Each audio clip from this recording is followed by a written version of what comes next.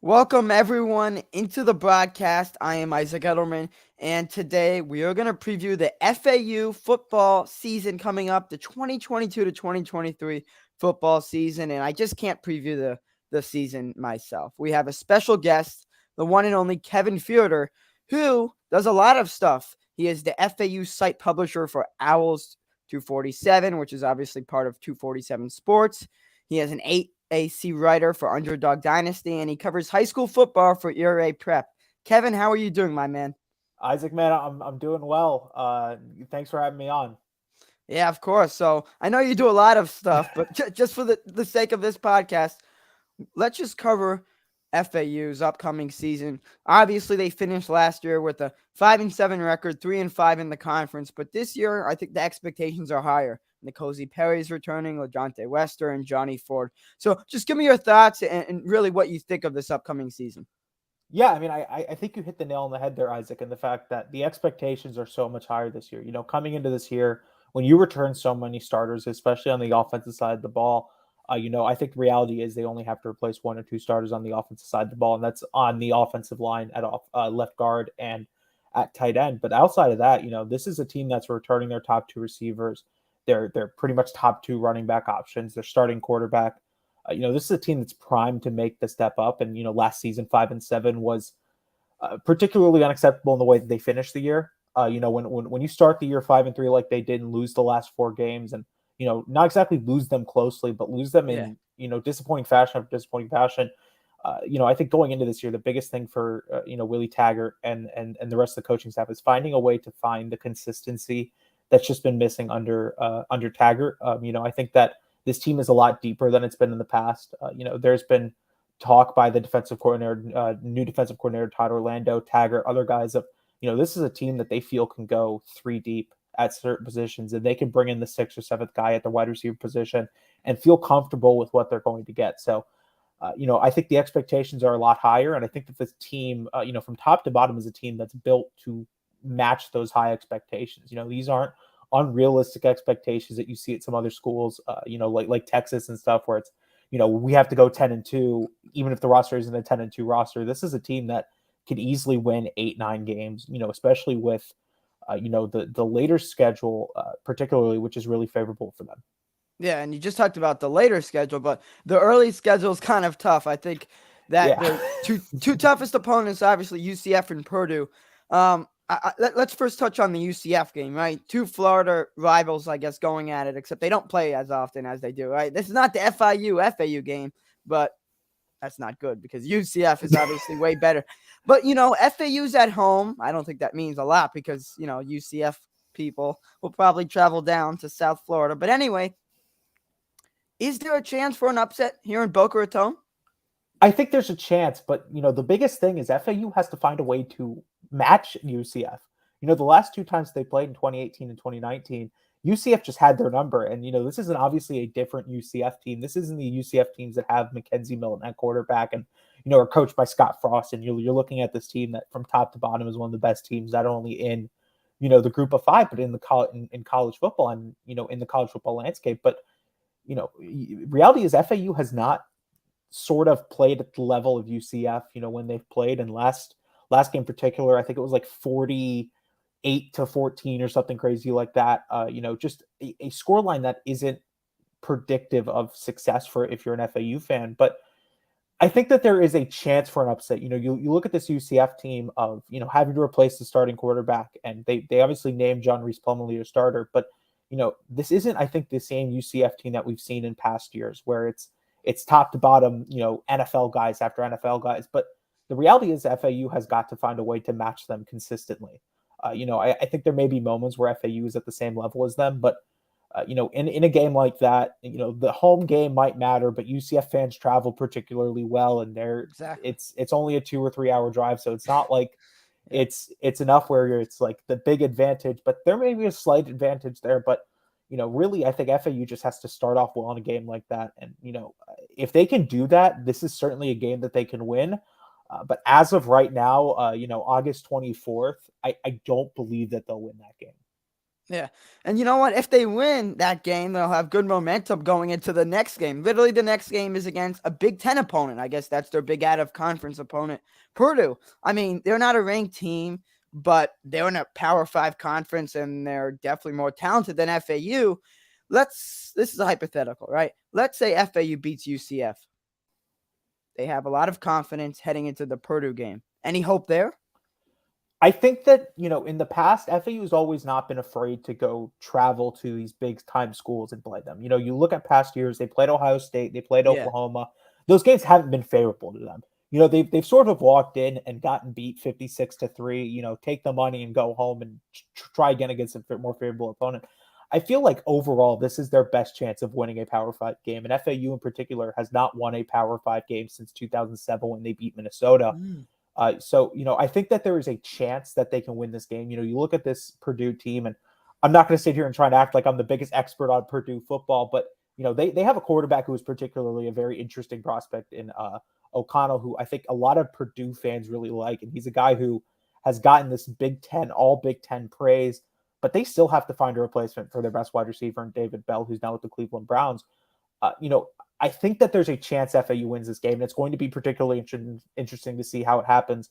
Uh, as you mentioned, if they can get the win against UCF, who's saying what happens next? Because that's going to be a huge momentum boost and a huge, a huge confidence boost for a team. Particularly if you can win a game against an in-state opponent like UCF and then have to go on the road and play a team like Purdue, who's saying what happens next? I think that this is certainly their most winnable Power Five game in a while, and I think it's one that's going to be a lot closer than some of their other games against teams like Ohio State and Oklahoma. But I just think predicting them to win a game like this is sort of difficult because of the huge talent gap at particular positions. And first of all, Jeff Brom, Purdue's head coach, is one of the better coaches in college football, and he's able to consistently get a lot out of guys, at the bottom of the roster and guys who may not be as talented, but just looking at it from a wider lens, this is certainly a game that FAU can win if they can get the momentum from other wins like, like Charlotte to start off the season here in a couple of days, and like UCF later on in the year.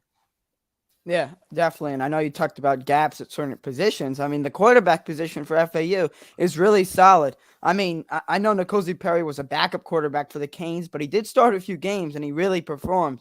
I mean, the Hurricanes had a few weapons, but honestly, Johnny Ford and LeJohntay Wester, I mean, they did great last season and they're going to take that extra step this season. Look, in terms of N'Kosi Perry, he's a dual threat quarterback. Just what are your thoughts on him and how he did last season and how he can perform a tad bit better or even way better? I don't think he was bad last year. I think that FAU fans may have expected more, and fair enough. When you get a guy from the University of Miami who had played, not consistently at the University of Miami, but had played at the University of Miami and had started games for them, you come in expecting a lot. But I think also reality is he sort of got put into a position that may not have been as favorable. He joined FAU right before the start of fall camp, and he was already competing for a job with with last year with Nick Trani, but this year he enters in as the starter. There was no question entering camp of who the starter was for FAU, and whether FAU may have said there's some sort of competition or they feel like they like the guys behind him. Everyone knew N'Kosi Perry was a starter, and he took on a new leadership role throughout the summer, and there has been a lot of praise for the way that he's approached every single day. And Coach Willie Taggart and Coach Brent Dearman, the new offensive coordinator, have talked a lot about his leadership and his ability to get guys into the film room and watch film with them. I think that this year is going to be the next step for him. New offense, but you return a lot of the same weapons, which is critical. When you look at offenses in college football, the best offenses usually are the ones who can return multiple pieces, who make major impacts. And in the case for FAU, we're talking guys, as you mentioned, LeJohntay Wester and Johnny Ford, who are huge playmakers. A guy like Jaquan Burton, who has gotten a bunch of offseason praise, and for good reason. He's a guy prone to take that next step. But you even look at guys after him. Jamal Adrien, a Fort Lauderdale high school product who last season was not able to play due to injury. He's a guy who FAU really likes. He passed up Power 5 interest to come to FAU a few years ago. At running back, you have Larry McCammon, who's going to be the team's quote-unquote RB1. Claiming RB1 and an offense like this is going to be difficult because a lot of guys are going to get touches. But, I think it's going to be a team that, and particularly an offense with N'Kosi Perry, that should be much improved, especially passing the football. If they can calm down on some of the problems that they had with dropping the football, this is going to be an offense that can sustain drives, and get down the field and score points at far better rates than they did last year. Exactly. And, like you said earlier, as soon as you got on this show, FAU lost their final 4 games. And you know what? They didn't make a bowl game. So this year, I'm going to assume that the hopes are as high as making a bowl game, correct? I think it's higher than that. Higher? I think when you go 5-7, but you started the year 5-3. That's the biggest thing. They started the year 5-3. So when you look at how seasons can go, FAU has to be better. Not only at 6-6, they have to win. I think, in my honest opinion, has to win 7, 8, 9 games. They have to be a team that can consistently find ways to win. Particularly in Conference USA. We can sit here and go 6-6 is a great season. You make a bowl game, but this has got to be a team that has higher expectations because the amount of talent throughout the roster. We're talking about a team that may be the most talented or one of the most talented in Conference USA. I think it's close with them.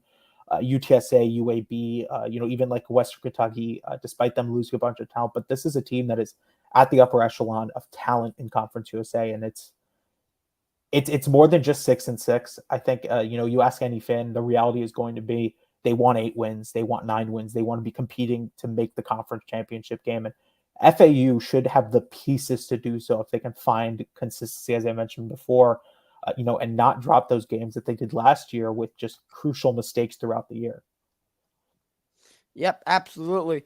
Look, how would you rank, and how favorable is the rest of Conference USA? Obviously, Western Kentucky doesn't have Bailey Zappi anymore, who's now on the Patriots. But in just terms of the conference overall, is it favorable for FAU this year?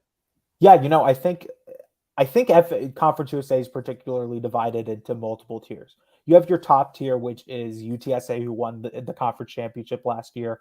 Their team that returns a lot of their receiving production. They return their quarterback in Frank Harris. They return their best defensive player in Rashad Wisdom. I think right behind them is UAB, who returns a lot of talent. They return arguably the best running back in Conference USA, Dwayne McBride. But they have a question mark at head coach. Bill Clark left sort of surprisingly midway through the offseason, and he was replaced by their offensive coordinator, Brian Vincent. Look, UAP is going to be a team that if they can find it and they can find it together, they're going to be a team that competes for the conference championship game. And then I think you have the tier where FAU is in with Western Kentucky, where they're really good teams and they could honestly make Conference USA, the conference tournament game, but they have question marks and the room for the margin for error is not a lot for FAU. Similarly to Western Kentucky is, as easily as they could go 10-2, 9-3, they could easily go 6-6, 5-7, and have question marks coming into the next offseason. I think that the rest of the conference is a favorable one where FAU will be favored in a lot of games. Obviously being favored in a game doesn't mean you're going to win the game. College football is one of those sports where chaos can reign and, teams where you don't expect them to win can easily win. But FAU is going to be favored in a lot of these games. It's just going to be a matter of them, the key word for FAU, finding consistency. But when you look at the schedule, teams again like Middle Tennessee, Rice, Florida International, these are teams that FAU can not only beat, but handle pretty easily if they can find that consistency, because the talent gap between them and those teams is significant enough in FAU's favor. Exactly. Look, before I end this show, this is great analysis, by the way. Just want to point that out. You're really good at this stuff, man. Thank you. When are you moving on to the NFL? Come on. I don't know if the NFL wants me, given my yelling Dolphins takes when we lose a cornerback again in a preseason game. I sort of lose my mind a little bit, but yeah. Hey, one last question here, and I don't want to put you on the hot spot, but with FAU moving to the AAC in the upcoming years, how much better can they get? And then how much tougher will their schedule get, right? Obviously, UCF's no longer going to be in the conference. No more Cincinnati. And the Cozy Perry's obviously going to be graduated. We're hoping that Willie Taggart brings in more prospects and more commitments, but you're going to a tougher conference with USF and other teams. So I know this is not this upcoming season, but I think, look, any college football team wants to focus on the upcoming years, right? You don't want to be good for 1 year. You want to be good for 1,000 years like Alabama. Yeah, So, I mean, sorry, go ahead. yeah, I was just going to say, look, when FAU moves to the AAC, what are your expectations? Yeah, I think you sort of explained it perfectly. Willie Taggart and the FAU team and the FAU coaching staff may say they're focusing on this season, and they almost certainly are, because looking at the future is pointless if you don't succeed in the present. But Yeah. it's the job as media and it's the job as fans to look forward to the future and wanting to build a sustainable football program. No one wants to go 10-2 1 year, then go 3-9 the next 4 years. That doesn't do anything for anyone. But I think FAU in particular, can they reach the heights of like a UCF has? Sure. Is it realistic? Is it sustainable? Probably not. Look, Yeah. UCF is a very unique case in that they were able to find lightning in a bottle and take advantage of it and turn that into multiple seasons of success. That does not mean that every team who makes a jump from Conference USA to the AAC, or from the Sun Belt to this conference or whatever, is going to be that same program. College football's landscape is constantly changing, and we've seen it this offseason with, FAU moving, and, Texas moving, and UCF moving, and, just recently USC and UCLA moving to the Big Ten. The landscape is constantly changing, and the requirements to win are constantly changing. But I think that FAU can they certainly, and I think that they will eventually be a contender in the American Conference. The schedule gets tougher, Yeah. but I think competition breeds, competition. If you have competition where you're consistently playing good teams, it's going to breed better roster building. It's going to breed, better management. That's sort of what we've seen throughout college football, is teams that are playing against higher opponents. They realize what the bar is to win. You look at the American Conference, teams like SMU are still in the conference as of today. Teams like Memphis, who were just in the AAC championship a few years ago. Teams like UCF look to be on the rise. Are Yeah. they there yet? Maybe, maybe not. It's going to be interesting to see where they are. Teams like Eastern Carolina, have all the pieces to make a run this season. And can they sustain that? I think they can. Teams like Tulane are built to, potentially take that next step. There are a lot of teams in that conference who are building towards that success. And FAU is going to sort of join as, I think, a similar prospect, in the sense that it may be rough the first year, because making a jump like that is significant. But FAU has done a really good job recruiting and building talent for this. Even if Nkosi Perry leaves, they Yeah. have two guys that they've been breeding in Michael Johnson Jr. and Willie Taggart Jr. And obviously you can go into the portal and find a guy. I think UCF did that with Gary Bohannon. But, the reality is, across the board after that, LeJontay Wester is still just a sophomore. Jaquan Burton has extra years of eligibility if he chooses to take it. Jamal Adrien is just a redshirt freshman. Johnny Ford, I believe, will have another year of eligibility after that. TJ Young will have eligibility, and he's arguably one of the best safeties in the conference, maybe one of the better safeties in the nation. Wow. Evan Anderson, their big defensive tackle, who is, for quite frankly, one of the biggest human beings I have ever seen, has extra years of eligibility. There are a lot of guys on that roster who have been developing to become top players. And, if they take that next step with the move to the American and they stay with FAU, there's a chance that next year they don't have as much of a drop in expectations or in the drop of results, because of how many guys that they have. Obviously you'll have to figure out the quarterback position. You'll have other holes on the roster that will have to be filled, but this is a team with a lot of eligibility. It's still a relatively young team in the sense of classes, but these are guys who have been playing a lot. Since the COVID year in 2020, when Willie Taggart took over, he's been breeding younger talent. He's gotten guys like Evan Anderson playing time early, LeJontay Wester playing time early. Even on the bottom part of the roster, Jaden Wheeler is a rotational defensive lineman, but got massive playing time last year as a true freshman. There are guys on this roster who have been playing college football games, and that's the most important part for any college football team, is Yep. having guys who have experience in college football. It's easy to say that the next 5-star guy is a very talented football player. Let's just for example, Arch Manning is going to be, I think, a very talented football player. Is he going to be ready when he steps on a college campus? Because the talent raises, the expectations raise, everything sort of changes when you get to college. And FAU has sort of tried to, manage that by getting young guys playing time early. It may not always be in favorable positions, but having them learn the football from playing the actual game is very important. That's something FAU has done. And I think in the future, FAU is just going to keep doing that, keep building that talent. And when you have talent pools like that, winning in college football is easier. It may not be easy, but it is certainly easier to do.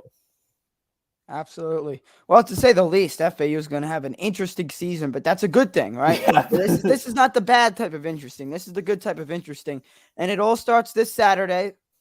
Home opener, first game of the season against Charlotte, and then we start getting into the tough games. UCF, that's a big game. If FAU manages to pull off the upset over UCF, that will just be huge for the program as a whole and for the people that hate UCF.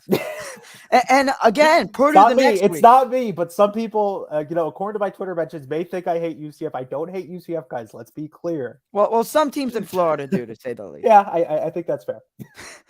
Kevin, thanks so much for coming on. Keep up the good stuff, really, in all your work, high school football, college football. And yeah, hey, big things coming for you. And I really appreciate all of your analysis. Really, all the listeners got some good FAU knowledge from you. And I think the FAU fans should be excited because everything you've said just shows you how good this upcoming season should be for the Owls. Yeah, Isaac, first of all, thank you for having me. I think you're doing great work with what you're doing at such a young age. But, in the sense of FAU, this is going to be a season that is going to be interesting, as you mentioned. And it's not the bad type of interesting, in the sense of like a Nebraska where you're trying to figure out if they can, be a decent team. I think FAU has proven that they can be a decent team. It's trying to take that next step. It's trying to get back to where they were with Lane Kiffin. And I think that Yeah. this is going to be a roster that is going to be enjoyable to watch. And, for casual football fans who may not be as built into, FAU and their roster, there's going to be guys who they can fall in love with, not just Kosi Perry, but Johnny Ford, LaJohntay Webster. These are big time playmakers who make big time plays. And it's certainly going to be an interesting season to see what FAU can come up to. And, I wish I had the crystal ball to tell you that they were going to be 8-3 or 9 or 8-4 or 9-3 or whatever. I just don't have that. And, even as a reporter and as an analyst, trying to find what FAU is this year is so hard because of such a small and thin margin of error between potentially 5-7, 6-6, and 9-3 and 8-4. But I think that sort of makes it more exciting because you don't know what's next, and every single game can be a dogfight and a battle, and you could always be trying to win a game that you may not have a chance to win normally, like UCF. Yeah, without a doubt. Guys, make sure to check out flteams.com for the best Florida sports coverage. We will be covering every college and professional sports team this year, but we're getting into both the NFL season and college football season at the same time. Guys, thanks so much for watching. And again, thanks so much to Kevin for coming on. See you guys later.